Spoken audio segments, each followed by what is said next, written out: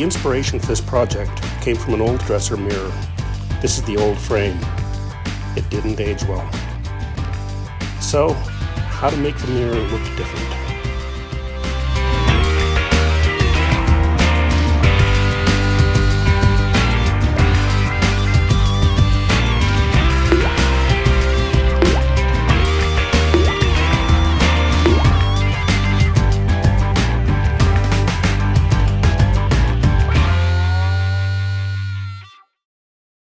When cutting the raw stock to length, there's some thought that goes into how long you want to cut it and where you want to cut it. You have to consider how much can be scrapped, what kind of grain do I want? Do I want to cut it with a straight grain, or do I have something that might want a more figured grain? The frame pieces for the mirror are now rough cut. So I've got the sides, the bottom, the top is an arch. So what I'm going to do there is glue together three pieces that are at a about a 12-degree angle to each other. And then once they're fastened together, I'll cut a smooth arc across the top and the bottom. To fasten them, I want to do a tongue and groove cut. So what I'm going to do is cut the groove on these and the tongue on these. After that's done, then I'm going to put a miter on each of these. Now the miter, since these are at 12 degrees greater than a 90-degree joint, each of the miters will be 6 degrees more than 45, so it'll be 51 degrees on each of these pieces for the miter cut. This is a tenon jig for the table saw, and the blade that I'm using is a flat kerf blade. Because these are cut at 6 degrees, I've got this set at an angle of 6 degrees, and I've also made another piece over here. So what I can do is I can cut my first cut angled this way, and then my second cut angled this way, and that will center the groove cut. So that's what I'm going to do right now.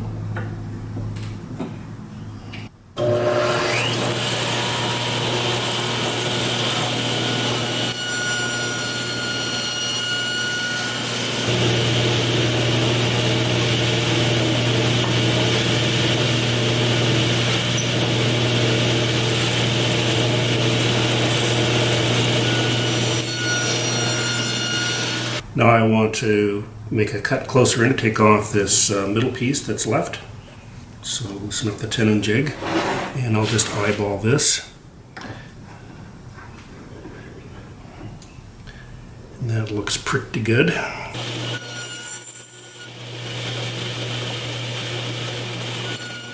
There is the slot for the tenon. My next cuts will be doing the tenon on the pieces that join in.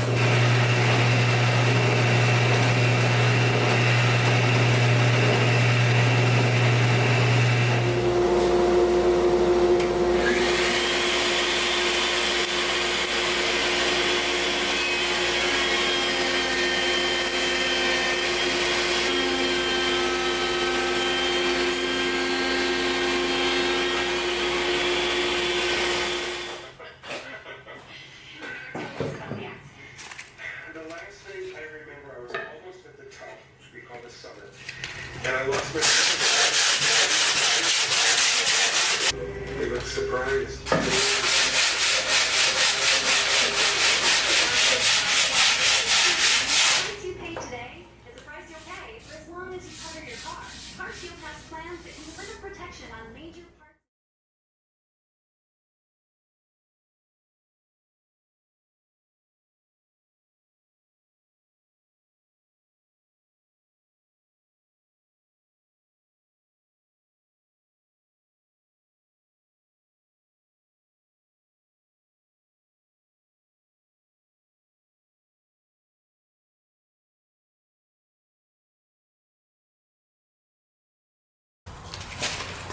Now I'm down to the final sanding on this thing, and of course there's been a lot of sanding that's taken place up to this point. A lot of running through the drum sander, using random orbital sander, various grits, profiling these things out, and now I'm down to 220, which is probably where I'll leave it before I put a cedar coat on here. I don't think I took any images of these being made, but these are little things I made to hold the mirror in place, and they will set in here, and then this sets it off from the dresser, and then these just touch the mirror glass, and then behind these goes a mount that goes in the back of the dresser, and then on the back of the mirror, so they'll go in there like that. Well, it's time to put a sealer coat on, and I'm just going to do a quick spray of shellac.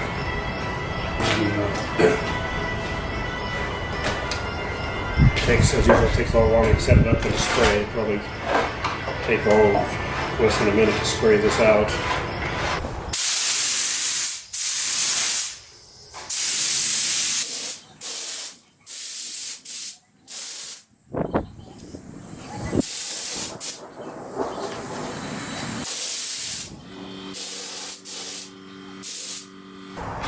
This is day 2 of applying the finish. Yesterday I put on the shellac as a sealer, and then today I sanded that down lightly. This is from 400 sandpaper, and I took off all the extra dust with a tack cloth. And then I'm going to add a gel stain as a glaze on top of this.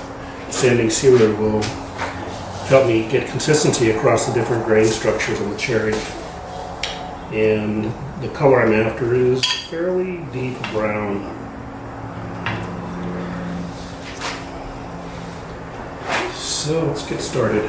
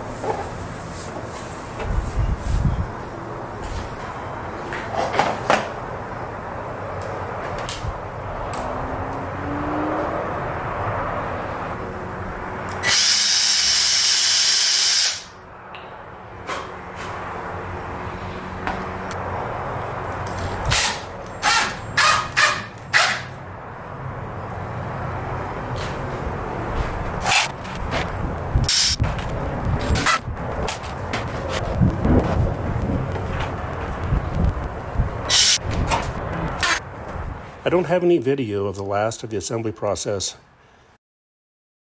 but here's the finished product. I think it turned out okay.